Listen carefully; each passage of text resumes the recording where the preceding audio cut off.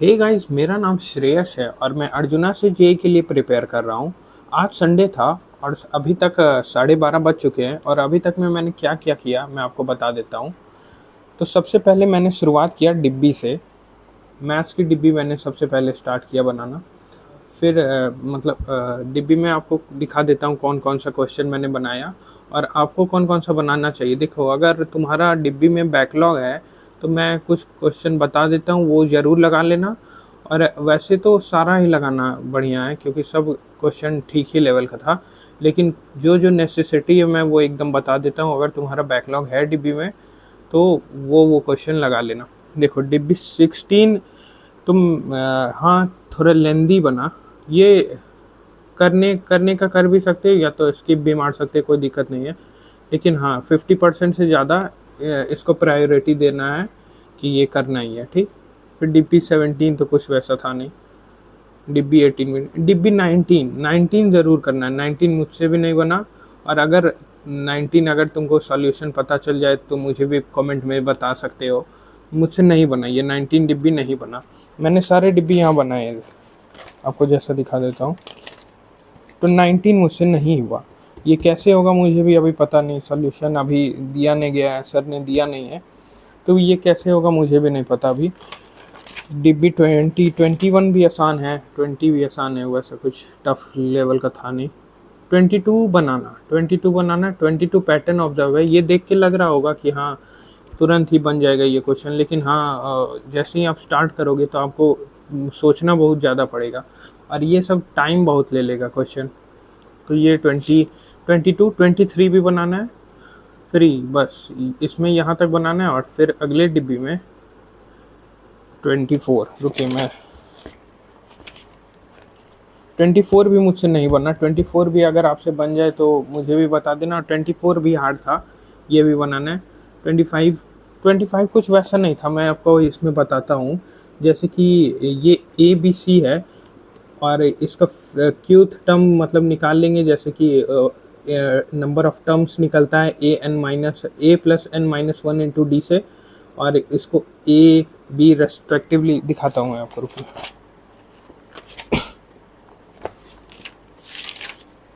हाँ, तो A का वैल्यू इस तरह, B का वैल्यू इस तरह, फिर इक्वेशन बनेगा। इक्वेशन में सबका वैल्यू पुट कर देंगे। जैसे A का वैल्यू पुट किए, B का वैल्यू पुट किए, फिर उसके बाद एक पैटर्न दिखेगा।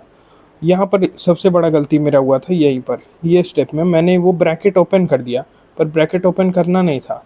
यहाँ पर A को कॉमन लेके बाहर निकालना था और फिर उससे यहाँ सारे कैंसिल आउट हो जाएंगे, उसका वैल्यू 0 आ जाएगा।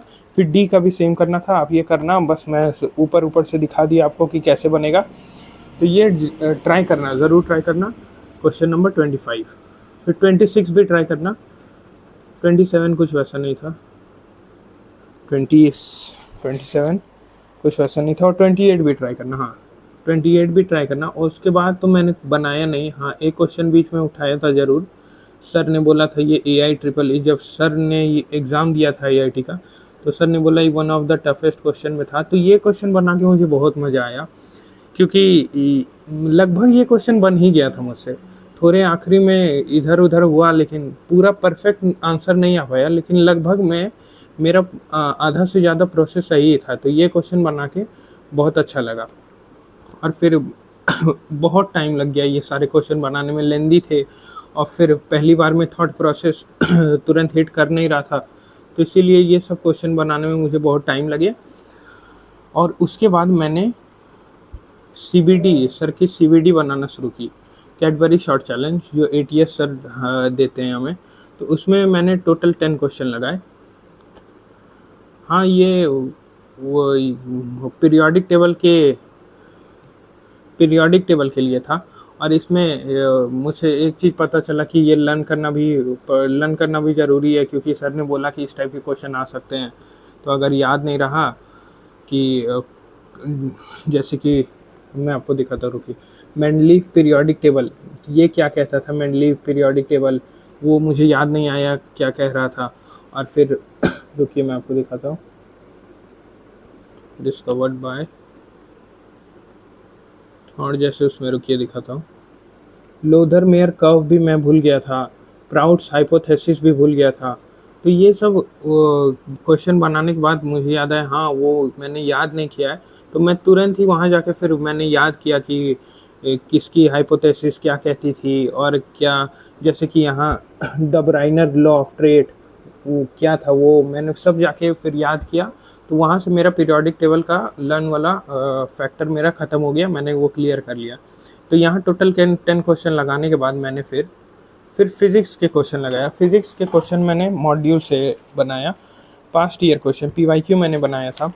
और पीवाईक्यू वैसे 15 तक बनाया, और कुछ हार्ड वैसा था नहीं। हाँ, आप ट्राई करने का, ये डिफरेंशिएशन का था, तो ये मुझसे नहीं बना। और 9 नंबर भी पहली बार में मुझसे नहीं बना था, मतलब कि सर ने ही ये इस टाइप का क्वेश्चन सर ने क्लास में कराया था, लेकिन वैल्यू के साथ नहीं कराया था। तो सर ने जब क्लास में करवाया था तो मुझसे नहीं बना था, लेकिन अभी ट्राई करने के बाद फिर ये बन गया, क्योंकि सर एक बार मैं इसे ट्राई कर चुका हूँ क्लास में, तो ये बन गया था। ये आप ट्राई कर सकते हैं। और फिर मैंने 15 क्वेश्चन नंबर तक बनाया, और मेरा रफ कैलकुलेशन में ही कम से कम इतना पेज लग गया, दिखाता हूँ आपको।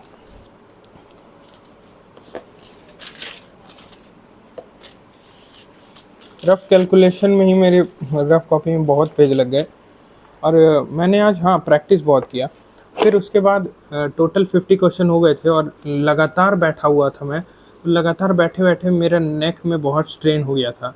तो इस बात का आप लोग भी बहुत ध्यान रखें। उसके बाद मैं नहीं पढ़ पाया, मतलब जैसे ही गर्दन झुका रहा था, मतलब यहाँ पर देखिए, जब लैपटॉप से क्वेश्चन बनाता हूँ तो ठीक रहता है, जैसे नेक मेरा स्ट्रेट रहता है। पर जैसे ही मैं बुक से क्वेश्चन बनाने आता हूँ या नीचे देखता हूँ, तो बहुत देर तक रीड वैसे ही करना, फिर कॉपी में क्वेश्चन बनाना, तो इसमें मेरा नेक बहुत स्ट्रेन हो गया था। उसके बाद अभी तक भी पेन है, मेरा पूरा छूटा नहीं, अभी तक पेन है, लेकिन फिर मैं कंटिन्यू नहीं कर पाया, तो छोड़ दिया फिर। और उसके बाद मैंने फिज़िकल केमिस्ट्री का लेक्चर किया। सर ने एक लेक्चर प्रोवाइड किया था, ओके मैं आपको दिखाता हूँ। हाँ, सर ने एक लेक्चर प्रोवाइड किया था 26 जून को ही, मतलब वो देख नहीं पाया था मैं, फ्री टाइम नहीं मिल रहा था। इस संडे एडवांस का टेस्ट हो गया था, फिर बीच में लेक्चर का फ्री टाइम नहीं मिल रहा था, और इसकी अभी नेसेसिटी थी नहीं, तो मैंने सोचा इसे बाद में ही कवर करूँगा। तो आज मैंने ये कवर कर लिया। ये लेक्चर टोटल 2 घंटे का था, तो मैंने इसे देख लिया और इसके नोट्स भी बना लिया। फिर उसके बाद अभी तक यही सब करते करते अब 1 बज चुका है, और अब मेरा सारा काम कंप्लीट हो गया है। तो मेरा संडे भी ठीक से यूटिलाइज़ हो गया।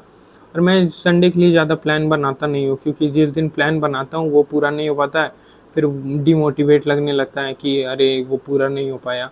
तो इसीलिए जितना हो पाता है उतना ही ठीक है। तो कोई प्लान बनाता नहीं हो, आप भी ऐसा कर सकते हैं। हाँ, बस पढ़ने बैठ जाओ, कोई प्लान वैसा बनाओ नहीं। अगर वो प्लान तो देखो पूरा होना है ही नहीं, वो बहुत मुश्किल ही है पूरा होना। तो आप ऐसे ही कर लो, और रफली जितना हो पाए उतना ही करो। तो ठीक है, थैंक यू गाइस। आप रिप्लाई कर सकते हो कमेंट सेक्शन में, जो भी आपको मुझसे पूछना हो पूछ सकते हो। तो thank you for watching my video. Bye guys, good night. Videos बनाने हैं, फिल्मोरा है ना।